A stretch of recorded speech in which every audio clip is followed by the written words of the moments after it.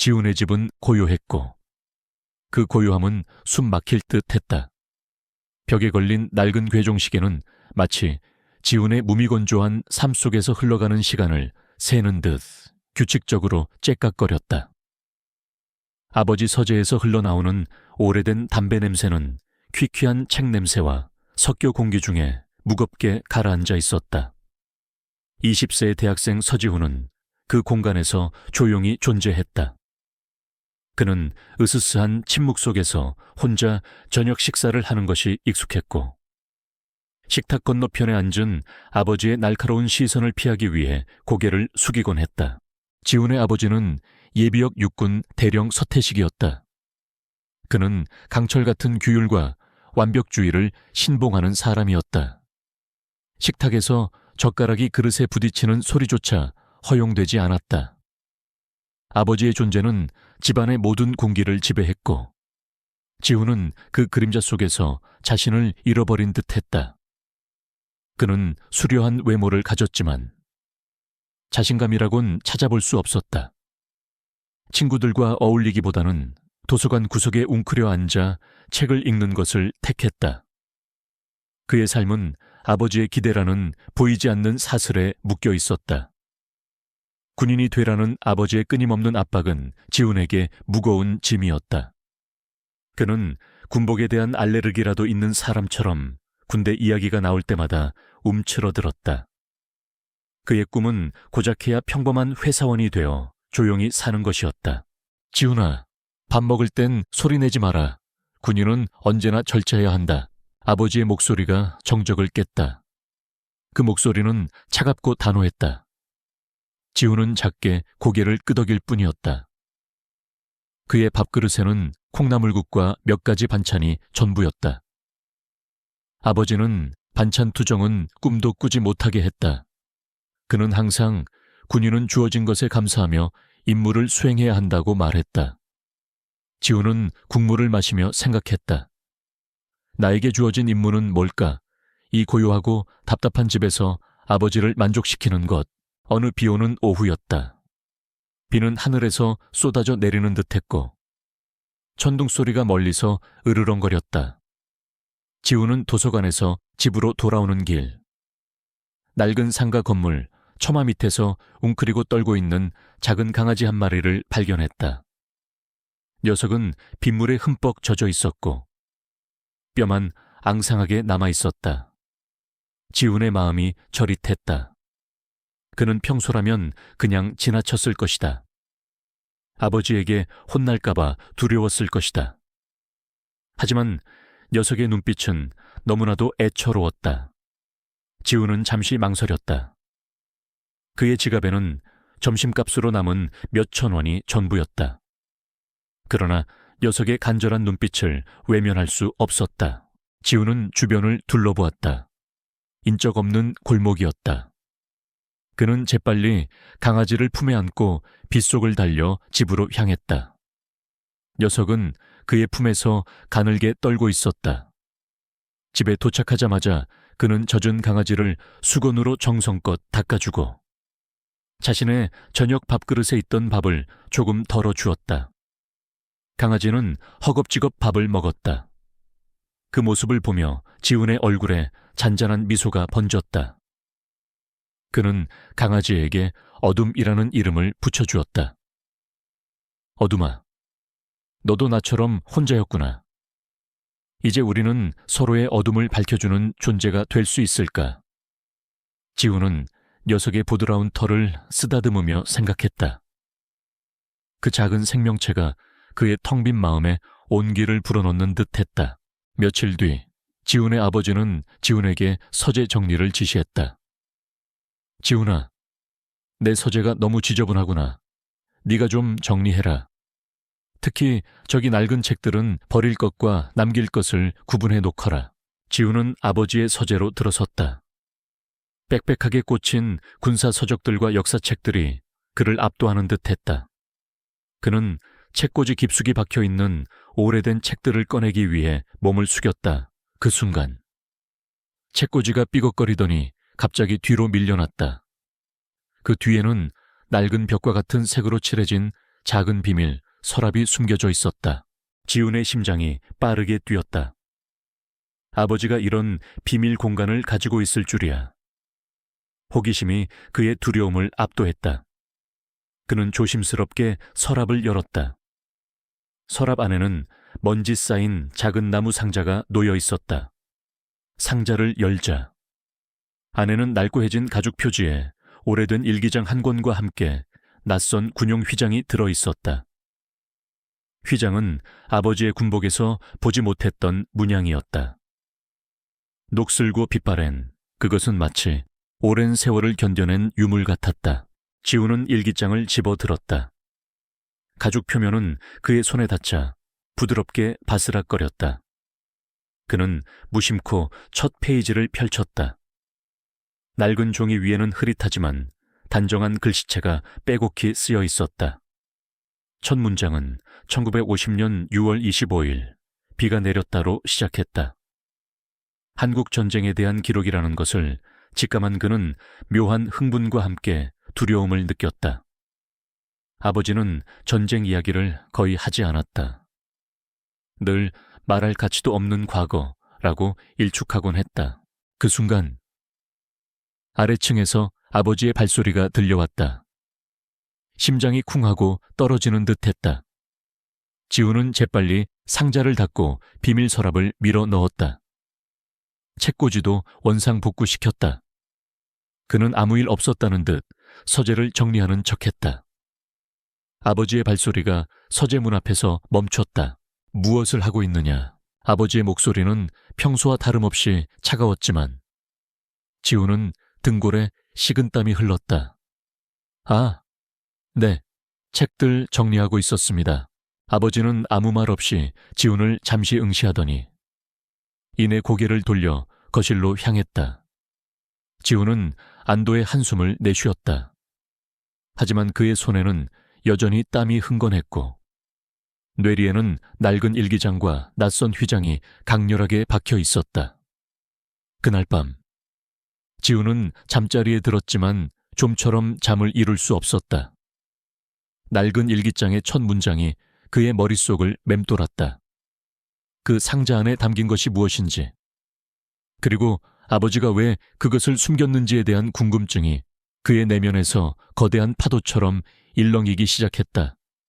그 고요했던 집 안에 알 수 없는 진실의 그림자가 드리워지고 있었다. 그날 밤 이후 지훈의 일상은 미묘하게 뒤틀리기 시작했다. 낡은 일기장과 낯선 휘장의 이미지가 그의 눈앞에 아른거렸다. 그는 아버지의 서재문을 지날 때마다 마치 자석에 이끌리듯 시선이 멈추곤 했다. 궁금증은 점점 더 커져갔지만 아버지의 불같은 성격을 알기에 감히 서재에 다시 발을 들일 엄두를 내지 못했다. 그러나 운명은 지훈의 망설임을 기다려주지 않았다. 어느 맑은 아침, 지훈이 아침 식사를 하려 식탁에 앉았을 때였다. 아버지는 묵묵히 신문을 보고 있었다. 갑자기 아버지가 쥐고 있던 신문이 바닥으로 떨어졌다. 임에는 식은땀이 흥건했고 얼굴은 새파랗게 질려 있었다. 아버지는 가슴을 움켜쥐고 고통스러운 신음을 내뱉었다. 아버지, 아버지. 지훈은 혼비백산하여 아버지에게 달려갔다. 아버지의 눈은 초점을 잃어갔고 입술은 파르르 떨렸다. 가까스로 손을 뻗어 지훈의 손을 붙잡았다. 아버지의 손은 얼음장처럼 차가웠다. 그는 꺽꺽거리며 힘겹게 몇 마디를 토해냈다. 지훈아, 일기장, 숨겨진 진실을 찾아야 한다. 그 말을 끝으로 아버지는 의식을 잃고 쓰러졌다. 지훈은 공포에 질려 119에 전화를 걸었다. 구급차가 사이렌 소리를 울리며 도착했고 아버지는 급히 병원으로 실려갔다. 병원에서 의사는 아버지의 심장이 급성 발작을 일으켰으며 위중한 상태라고 설명했다. 지훈은 만견자실했다. 언제나 강철 같았던 아버지가 이렇게 맥없이 쓰러지는 모습을 본 적이 없었다. 응급실 복도에 홀로 앉아있는 동안 아버지의 마지막 말이 지훈의 귓가에 맴돌았다. 일기장, 진실, 숨겨진 진실. 그것은 단순한 환청이 아니었다. 아버지의 간절함이 담긴 유언과도 같은 말이었다. 지훈은 이제 더 이상 그 비밀을 외면할 수 없다는 것을 깨달았다. 그의 내면에서는 두려움과 함께 알 수 없는 강한 충동이 치솟았다. 아버지가 그토록 숨겨왔던 진실은 무엇일까? 그리고 그것이 왜 지금에 와서 이렇게 중요한 의미를 갖는 걸까? 병실에 홀로 누워있는 아버지의 모습을 뒤로하고 지훈은 집으로 향했다. 집은 아버지의 부재로 인해 더욱 고요하고 쓸쓸했다. 하지만 이전과는 다른 종류의 고요함이었다. 마치 거대한 비밀이 숨쉬고 있는 듯한 침묵이었다. 지훈은 주저하지 않고 아버지의 서재로 향했다. 책꽂이를 밀어내고 비밀 서랍을 열었다. 낡은 나무 상자가 그의 눈에 들어왔다.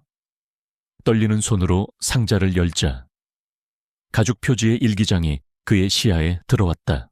그는 일기장을 꺼내 들고 자신의 방으로 돌아왔다. 침대 위에 앉아 조심스럽게 첫 페이지를 펼쳤다.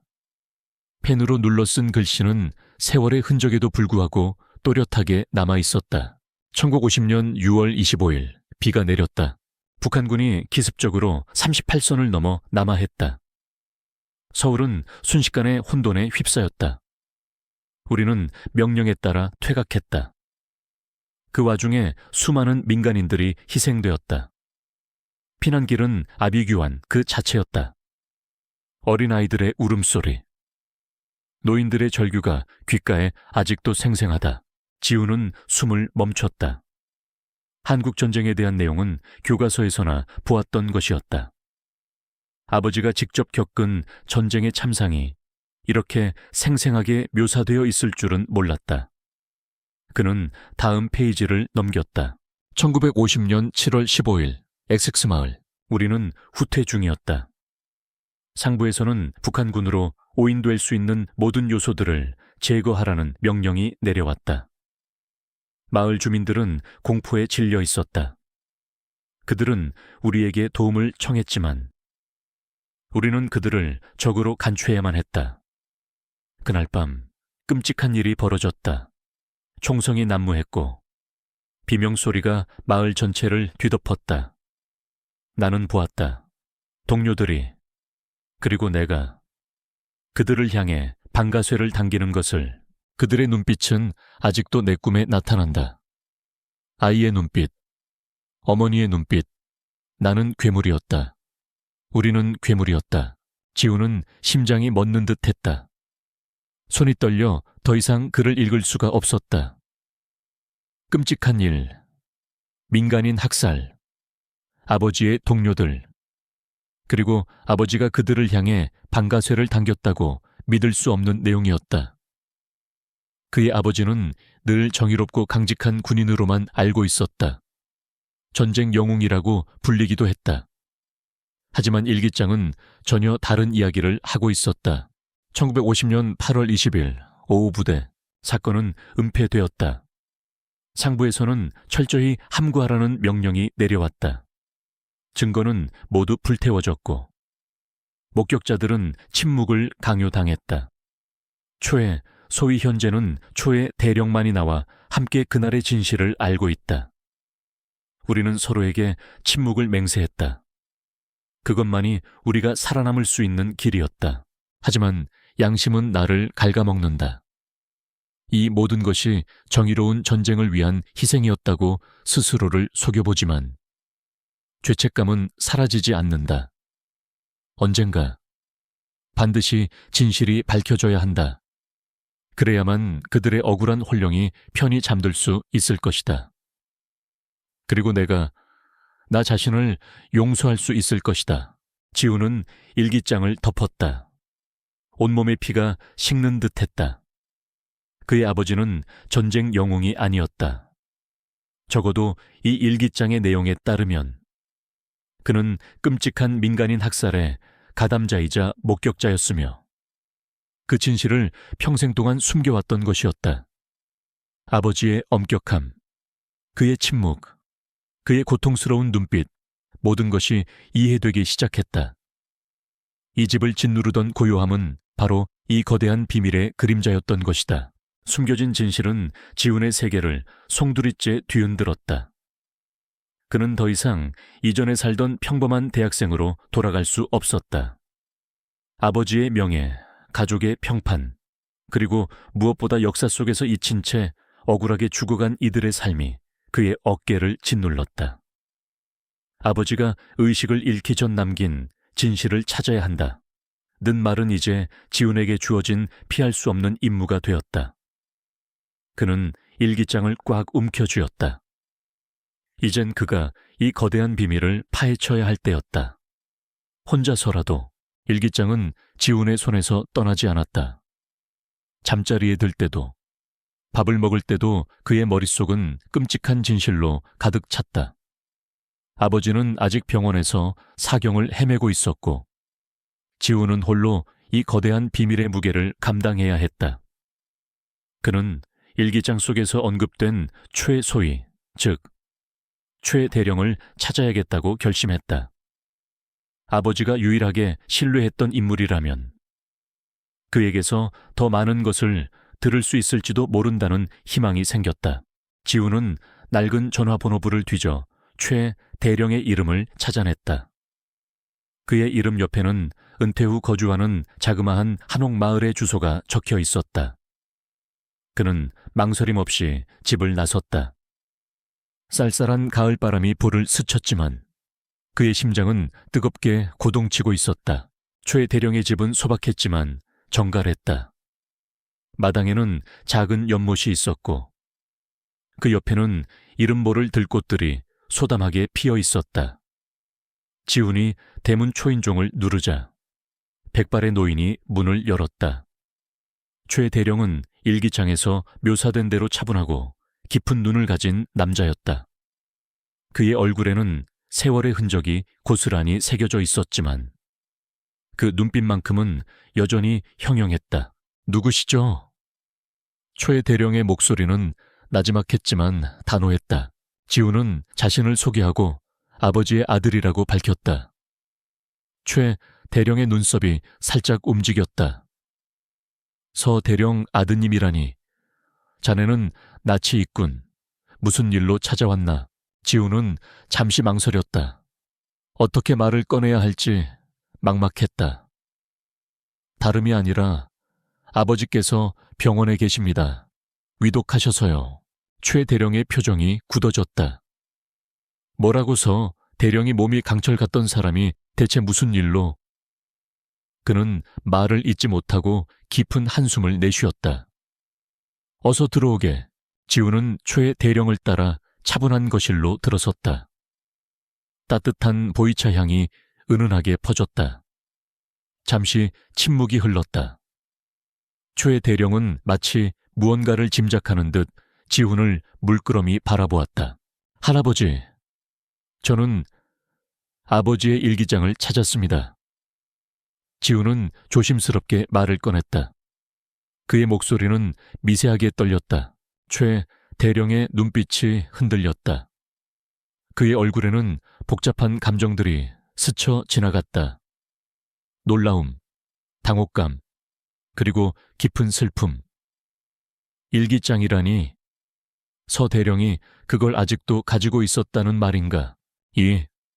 거기에는 한국전쟁 당시 엑섹스는 마을에서 일어났던 일에 대한 내용이 담겨 있었습니다. 민간인 학살에 대한 내용이요. 지훈은 일부러 핵심적인 부분만을 언급했다. 최대령의 반응을 살피기 위해서였다. 최대령의 얼굴에서 핏기가 가셨다. 그는 자리에서 일어났다. 더 이상 그 이야기는 하지 말아라. 그건 우리가 평생 묻어두기로 약속한 비밀이다. 그의 목소리는 흔들렸지만 단호했다. 지훈은 물러서지 않았다. 하지만 아버지는 의식을 잃기 전 저에게 진실을 찾아야 한다고 말씀하셨습니다. 그 일기장과 함께요. 할아버지께서는 분명히 그날의 일을 아실 겁니다. 일기장에 그렇게 쓰여 있었습니다. 최 소위님과 함께 그 현장에 계셨다고요. 이 말에 최 대령의 어깨가 축 처졌다. 그는 다시 자리에 앉았다. 깊은 한숨을 내쉬었다. 그래, 서 대령의 일기장이 맞군. 자네가 그 정도까지 알게 되었다면 더 이상 숨길 수도 없겠지. 최 대령은 눈을 감았다. 마치 고통스러운 기억을 떠올리는 듯했다. 그날은 지옥이었다. 우리는 상부의 명령에 따랐을 뿐이었다. 혼란 속에서 끔찍한 실수가 벌어졌다. 그리고 그 모든 것이 은폐되었다. 서 대령은 그날의 진실을 가장 고통스러워했던 사람 중 하나였지. 그는 매일 밤 악몽에 시달렸다네. 최 대령은 지훈을 응시했다. 자네 아버지는 그 진실을 묻어두고 평생을 살아왔다. 자네도 그냥 있는 게 좋네. 감당하기 힘든 일일세. 하지만 그분들은요, 억울하게 죽어간 사람들은요. 지훈의 목소리에 분노가 서렸다. 아버지가 왜 저에게 그 진실을 찾아달라고 하셨겠습니까? 이 모든 것을 바로잡고 싶으셨을 겁니다. 최 대령은 한참을 침묵했다. 그리고는 고개를 끄덕였다. 그래, 자네 아버지의 마음을 모르는 건 아니네. 그날의 진실을 알고 있는 사람은 서 대령과 나 말고도 한 명이 더 있네. 바로 임 장군이야. 지훈의 귀가 번쩍 뜨였다. 임 장군이요, 지금은 정치인이 되신 임성철 장군 말입니까? 그렇네. 최 대령의 눈빛에 씁쓸함이 감돌았다.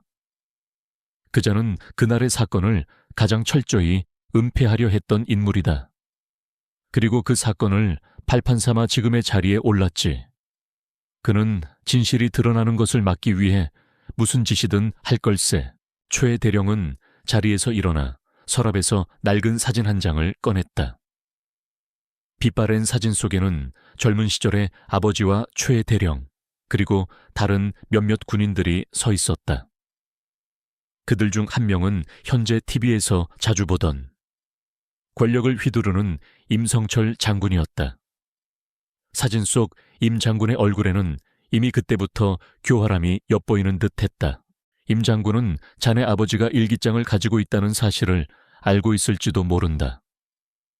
아니, 어쩌면 이미 자네를 주시하고 있을지도 몰라.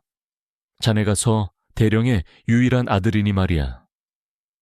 최 대령의 경고는 차갑게 귓가에 박혔다. 그때였다. 지훈의 휴대전화가 진동했다. 발신자는 알 수 없는 번호였다. 망설이다 전화를 받자 차갑고 기계적인 목소리가 들려왔다. 서지훈 씨, 당신 아버지 문제로 궁금한 게 많으신가 봅니다. 조용히 지내시는 게 좋을 겁니다. 그렇지 않으면 당신 아버지의 명예뿐만 아니라 당신의 앞날도 장담할 수 없을 겁니다. 전화는 그대로 끊겼다. 지훈은 손에 든 휴대전화가 뜨겁게 느껴졌다. 그의 등골에는 식은 땀이 흘렀다. 최 대령의 말이 옳았다. 이미 그들의 존재를 눈치채고 움직이기 시작한 것이었다.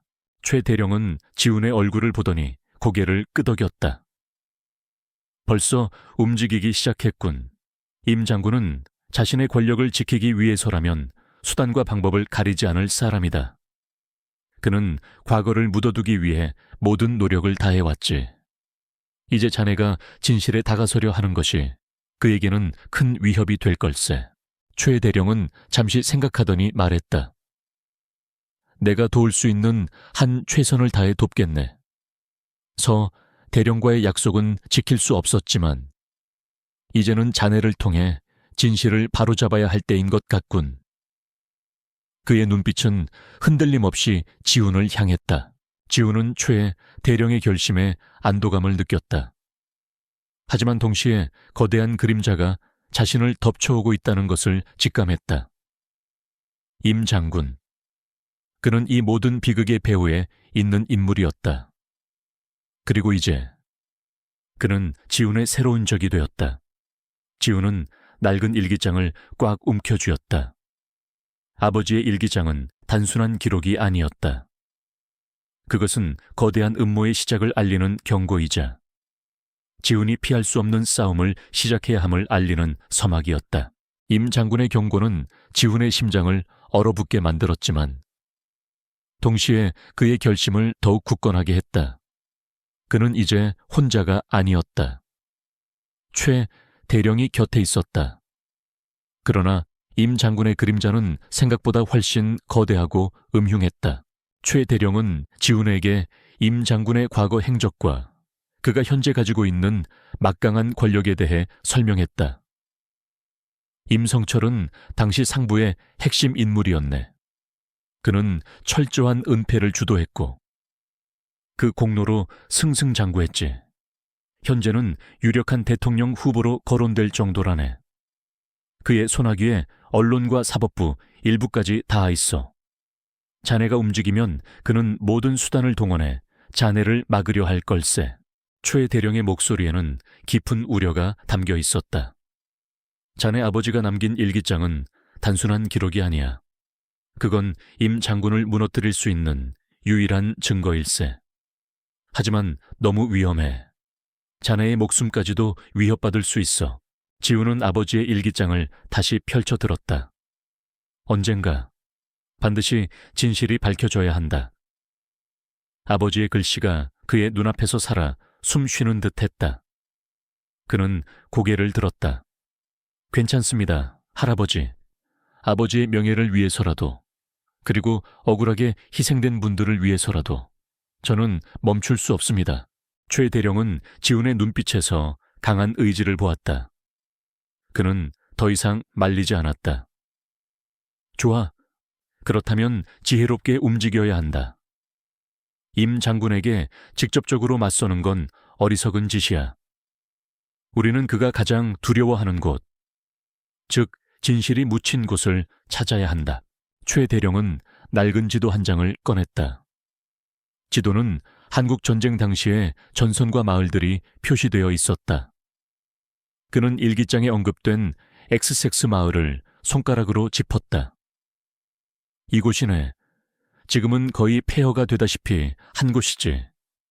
하지만 그곳에는 아직 우리가 모르는 증거가 남아있을지도 몰라.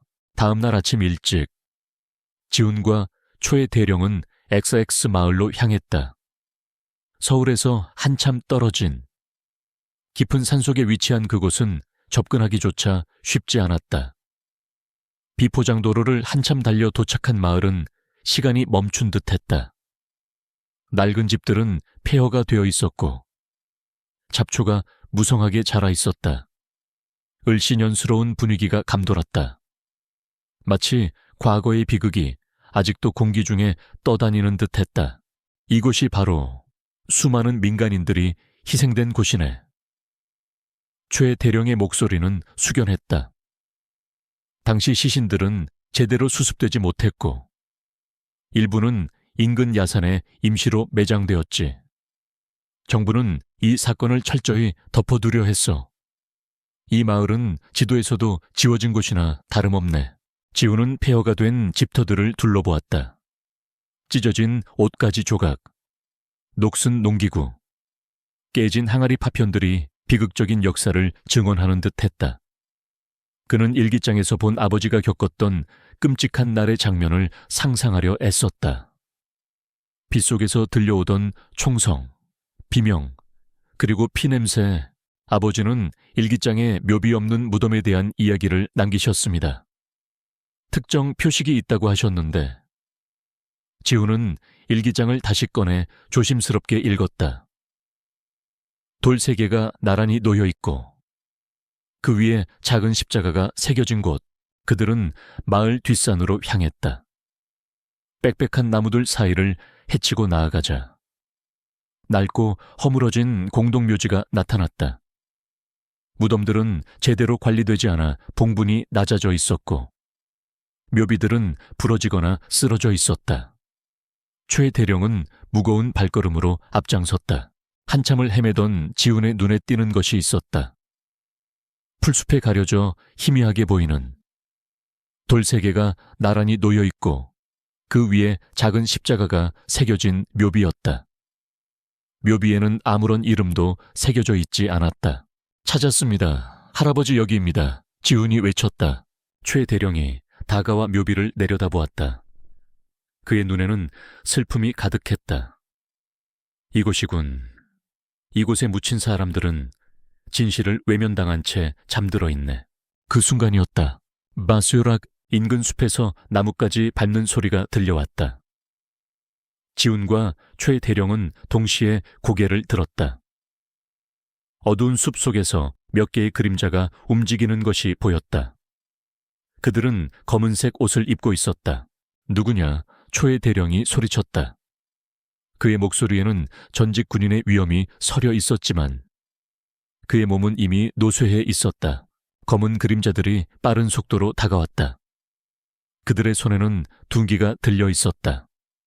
서지훈 임 장군님께서 당신에게 조용히 있으라고 하셨을 텐데. 한 남자가 으르렁거렸다. 최 대령은 지훈을 자신의 등 뒤로 밀어냈다. 지훈아, 어서 도망쳐. 내가 막을 테니. 최 대령은 젊은 시절의 기백으로 몸을 날려 남자들과 맞섰지만 나이 든 그의 몸은 역부족이었다. 한 남자가 휘두른 둔기에 최 대령의 어깨를 강타당했다. 최 대령은 고통스러운 신음과 함께 쓰러졌다. 할아버지. 지훈은 비명을 질렀다. 그는 최 대령을 부축하려 했지만 또 다른 남자가 그에게 달려들었다. 일기장을 내놔. 지훈은 품에 숨겨둔 일기장을 꽉 움켜쥐었다. 그는 달리기 시작했다. 묘비 없는 무덤들을 가로지르고 덤불을 헤치며 산 아래로 내달렸다. 뒤에서는 남자들의 거친 숨소리와 발소리가 그를 쫓아왔다. 비가 내리기 시작했다. 한 줄기, 두 줄기, 곧 폭우로 변했다. 지훈은 빗속을 뚫고 미끄러운 산길을 내려갔다. 진흙탕이 된 길은 그의 발목을 붙잡았다. 그는 넘어지고 또 넘어졌다. 그의 옷은 찢어지고 얼굴에는 흙탕물이 튀었다. 하지만 그는 멈출 수 없었다. 뒤에서는 임 장군의 부하들이 맹렬히 그를 추격하고 있었다. 그는 서울로 돌아와야 했다. 증거를 세상에 알려야 했다. 하지만 지금은 그 누구에게도 도움을 청할 수 없었다. 최 대령은 쓰러졌고 아버지는 병원에 계셨다. 지훈은 혼자였다. 빗속을 달리면서 그는 자신이 얼마나 나약하고 보잘것없는 존재였는지 다시 한번 깨달았다. 하지만 동시에 그의 내면 깊은 곳에서 알 수 없는 용기가 솟아났다. 이 모든 것을 밝혀야 한다는 강렬한 사명감이 그를 움직였다. 한참을 달리던 지훈은 다 낡은 버스 정류장에 다다랐다. 마침 서울로 향하는 막차가 도착하고 있었다. 그는 온몸에 힘을 다해 버스에 몸을 실었다. 버스가 출발하자 그는 창밖을 내다보았다. 빗속에 검은 그림자들이 흐릿하게 보였다. 그들은 그를 놓치지 않기 위해 필사적으로 달려오고 있었다. 서울로 향하는 버스 안에서 지훈은 숨을 헐떡였다. 그의 옆자리에는 아무도 없었다. 그는 이제 홀로 이 거대한 싸움에 뛰어들게 되었다는 것을 직감했다. 임 장군의 추격은 이제 막 시작된 것이었다. 낡은 일기장이 그의 품 안에서 심장 박동에 맞춰 뛰는 듯 했다. 그것은 단순한 종이 조각이 아니었다. 그것은 진실을 향한 열쇠이자 그의 운명을 바꿀 거대한 폭풍의 씨앗이었다. 임 장군은 대통령 선거를 일주일 앞두고 있었다. 그에게 시간이 많지 않았다. 진실을 밝히지 못하면 그들은 영원히 어둠 속에 갇힐 것이다. 서울로 향하는 버스 안에서 지훈은 극도의 긴장감에 휩싸여 있었다. 젖은 옷은 추위에 몸을 떨게 했지만 그의 정신은 날카롭게 곤두서 있었다.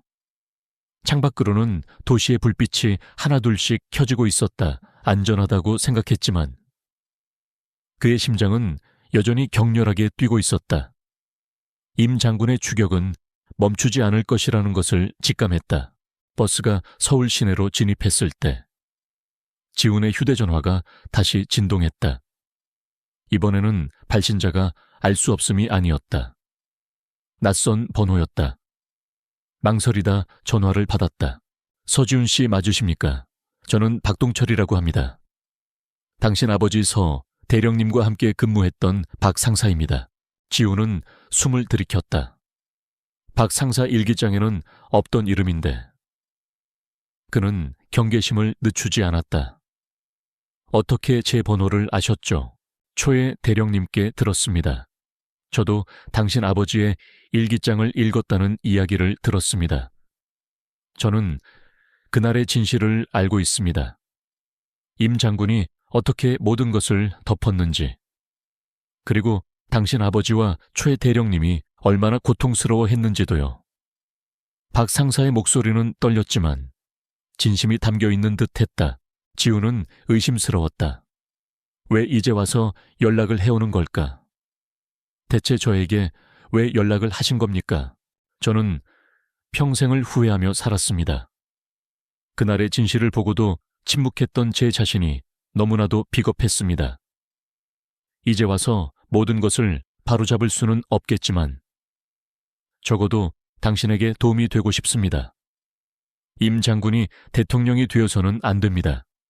그는 그럴 자격이 없습니다. 지훈은 잠시 침묵했다. 그의 목소리에서 진정성이 느껴졌다. 어디서 만나야 합니까? 서울 남대문 시장 안에 옛 골목 찻집으로 오십시오. 사람들이 많아 눈에 띄지 않을 겁니다. 하지만 조심해야 합니다. 임 장군의 사람들이 당신을 찾고 있을 겁니다. 혼자 오십시오. 지훈은 박 상사의 제안에 따르기로 했다. 그는 버스에서 내려 지하철로 갈아탔다. 복잡한 지하철 안에서도 그는 주변을 계속해서 살폈다. 누군가 자신을 미행하고 있을지도 모른다는 불안감이 그를 짓눌렀다. 밤늦게 남대문 시장에 도착했을 때 시장은 여전히 활기 넘쳤다. 북적이는 인파 속에서 지훈은 옛 골목 찻집을 찾았다. 낡고 허름한 찻집 안에는 오래된 가구들과 빛바랜 사진들이 걸려 있었다. 박 상사는 창가 구석자리에 앉아 있었다. 그는 이미 술에 취한 듯 얼굴이 벌개져 있었다. 서지훈 씨, 오셨군요. 박 상사는 지훈을 보자마자 몸을 일으켜 절을 했다. 늦게나마 사죄드립니다. 그날의 진실을 숨긴 죄를요. 지훈은 그를 안쳤다. 괜찮습니다. 지금이라도 말씀해 주시면 됩니다. 박 상사는 불안한 듯 주변을 둘러보았다. 임 장군이 모든 것을 조작했습니다. 그는 증거를 인멸하고 목격자들을 협박했습니다. 당신 아버지는 임 장군의 협박 때문에 어쩔 수 없이 침묵해야 했습니다. 그분을 욕해서는 안 됩니다. 박 상사는 떨리는 손으로 낡은 서류철 하나를 꺼냈다. 서류철 안에는 빛바랜 사진들과 함께 군사 기밀 문서들이 들어있었다. 사진 속에는 끔찍하게 살해당한 민간인들의 모습과 함께 젊은 시절의 임 장군이 현장을 지휘하는 모습이 담겨 있었다. 이것은 그날의 진실을 담고 있는 유일한 증거입니다. 제가 몰래 빼돌렸습니다. 제가 목숨 걸고 지켜온 겁니다. 박 상사의 눈에는 눈물이 그렁거렸다. 이것을 세상에 알리십시오. 그래야 제가 죽어서 당신 아버지와 희생된 영혼들에게 덜 미안할 겁니다. 그때였다. 찻집 문이 갑자기 거칠게 열렸다. 건장한 남자 2명이 들어섰다. 그들은 찻집 안을 둘러보더니 이내 지훈과 박 상사를 발견했다. 임 장군의 부하들이었다. 서지훈 거기 꼼짝마. 박 상사는 경악했다. 그는 서둘러 서류철을 지훈에게 밀어 넣었다. 이걸 가지고 도망쳐 어서. 지훈은 서류철을 움켜쥐고 일어섰다. 남자들이 그에게 달려들었다. 그는 테이블을 뒤엎어 길을 막고 찻집 뒷문으로 도망쳤다. 남자들은 박 상사를 붙잡고 구타하기 시작했다. 박 상사의 비명소리가 그의 귓기에 맴돌았다. 지훈은 남대문 시장의 미로 같은 골목길을 필사적으로 달렸다. 뒤에서는 남자들의 추격이 이어졌다. 그의 심장은 터질 듯이 뛰었다. 그는 자신이 가진 증거가 얼마나 중요한지 알았다. 이것을 잃으면 모든 것이 끝장이었다. 좁은 골목길을 돌고 돌며 그는 시장 상인들 사이로 몸을 숨겼다. 좌판을 뒤엎고 사람들에게 부딪히며 도망쳤다. 남자들은 그를 놓치지 않기 위해 필사적이었다. 지훈은 더 이상 갈 곳이 없다는 것을 깨달았다. 막다른 골목이었다. 벽에 몰린 쥐처럼. 그는 마지막 기회를 노렸다. 그는 인파 속으로 뛰어들어 자신의 외투를 벗어 한 노인에게 던져주고 자신은 골목 반대편으로 빠져나갔다. 남자들은 외투를 든 노인을 쫓아갔고 그 틈을 타 지훈은 간신히 그들을 따돌릴 수 있었다. 지훈은 한숨을 돌릴 틈도 없이 택시를 잡아탔다. 택시 안에서 그는 품에 안고 있던 서류철을 확인했다. 빛바랜 사진들, 그리고 낡은 문서들. 이것이 바로 진실의 마지막 조각이었다. 그는 망설이지 않았다. 최 대령에게 연락을 했다. 최 대령은 다친 몸을 이끌고도 지훈의 연락을 기다리고 있었다. 찾았습니다. 할아버지 모든 증거를요. 잘했다. 지훈아, 이제 남은 건 하나뿐이다. 내일 임 장군의 기자회견장에 가자. 그곳에서 모든 것을 폭로해야 한다. 최 대령의 목소리는 비장했다. 많은 언론이 모일 테니 한 번에 모든 것을 알릴 수 있을 게다. 지훈은 택시 창밖을 바라보았다. 도시의 불빛들이 그의 눈앞에서 아른거렸다. 내일, 바로 내일이었다. 그의 손에 들린 서류철은 차갑게 느껴졌지만 그 안에는 뜨거운 진실이 담겨 있었다. 이제 모든 것을 끝낼 때가 온 것이다. 다음 날 아침, 서울 프레스센터는 숨막히는 긴장감으로 가득했다. 대통령 선거를 코앞에 둔 임성철 장군의 마지막 기자회견장이었다. 수많은 취재진과 카메라들이 빼곡히 들어차 있었고 임 장군의 지지자들과 반대 세력들이 뒤섞여 웅성거렸다. 모두의 시선은 단상 위에 놓인 마이크와 연단에 집중되어 있었다. 지훈은 초의 대령과 함께 기자회견장 뒤편, 인파 속에 몸을 숨겼다. 그의 손에는 낡은 서류철이 땀으로 축축했다. 최 대령은 여전히 어깨 통증을 호소했지만 그의 눈은 불꽃처럼 이글거렸다. 지훈아, 두려워 말고 네가 본 것을 그대로 말해라. 진실은 반드시 이긴다. 최 대령의 목소리는 작았지만 지훈에게는 벼락처럼 울렸다. 정확히 오전 10시. 임 장군이 당당한 걸음으로 연단에 올랐다. 그의 얼굴에는 여유로운 미소가 감돌았다. 그는 자신감 넘치는 목소리로 연설을 시작했다. 조국과 국민에 대한 헌신, 미래 비전, 그리고 정의로운 지도자로서의 자신의 역할을 강조했다. 그의 연설은 능숙했고 청중들은 그의 말에 집중하는 듯했다. 존경하는 국민 여러분, 저는 그때였다. 지훈은 초의 대령에게 고개를 끄덕이고 천천히 앞으로 나섰다. 그의 심장은 북처럼 울렸지만 이상하게도 그의 발걸음은 흔들림 없었다. 그는 기자회견장 중앙으로 향했다. 최 대령이 은밀하게 미리 연락해둔 한 정의로운 여기자가 지훈의 의도를 알아차리고 그를 도와주기 위해 움직였다. 지훈이 연단 가까이 다가섰을 때 임 장군의 경호원들이 그를 제지하려 했다. 여기서 이러시면 안 됩니다. 이 진실을 들어주십시오. 제가 할 말이 있습니다. 지훈은 소리쳤다. 그의 목소리는 긴장으로 갈라졌지만 단호했다. 기자들의 시선이 그에게로 쏠렸다. 플래시가 터지고 카메라들이 일제히 지훈을 비추기 시작했다. 임 장군의 얼굴에서 미소가 사라졌다. 그는 싸늘한 눈빛으로 지훈을 노려보았다. 저자를 끌어내 임 장군이 신경질적으로 외쳤다. 경호원들이 지훈에게 달려들었다. 지훈은 필사적으로 저항했다. 그 순간 최 대령이 미리 준비한 비상 버튼을 눌렀다. 갑자기 기자회견장의 조명이 깜빡거리고 마이크에서 삐익 하는 굉음이 터져나왔다. 시스템 오류였다. 임 장군은 당황한 듯 마이크를 두드렸다. 이 혼란을 틈타 지훈은 용감하게 행동했다.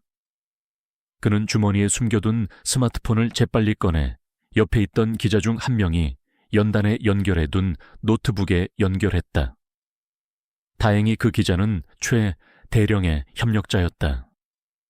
지훈은 노트북에 미리 준비해둔 서류철의 사진과 아버지의 일기장 내용을 전송했다. 동시에 그는 노트북에 마이크 설정에 접속해 자신의 목소리가 연단 마이크를 통해 나오도록 조작했다. 게임으로 다져진 빠른 손놀림과 기지에 가까운 순간 판단력이 빛을 발하는 순간이었다. 연단의 대형 스크린에 낡은 흑백 사진들이 번개처럼 나타났다. 끔찍하게 훼손된 민간인들의 시신, 불타버린 마을, 그리고 그 한가운데 서 있는 젊은 시절의 임 장군의 모습이 선명하게 비쳤다. 동시에 지훈의 목소리가 기자회견장 전체에 울려 퍼졌다. 이것은 제 아버지, 서태식 대령의 일기장 내용입니다. 그리고 이 사진들은 70여 년 전 한국전쟁 당시 엑섹스 마을에서 일어난 민간인 학살의 증거입니다. 장내는 순식간에 술렁였다. 기자들은 믿을 수 없다는 듯 스크린과 지훈을 번갈아 보았다. 임 장군은 얼굴이 창백해졌다. 그는 당황하여 경호원들에게 소리쳤다. 당장 저 화면을 꺼 저 차의 입을 막아. 하지만 이미 늦었다. 지훈은 스크린에 띄워진 아버지의 일기장 사진을 가리키며 계속해서 진실을 폭로했다. 그는 떨리는 목소리로 일기장의 가장 충격적인 구절들을 읽어 내려갔다. 1950년 7월 15일 엑섹스 마을 상부에서는 북한군으로 오인될 수 있는 모든 요소들을 제거하라는 명령이 내려왔다. 그날 밤 끔찍한 일이 벌어졌다. 총성이 난무했고 비명소리가 마을 전체를 뒤덮었다.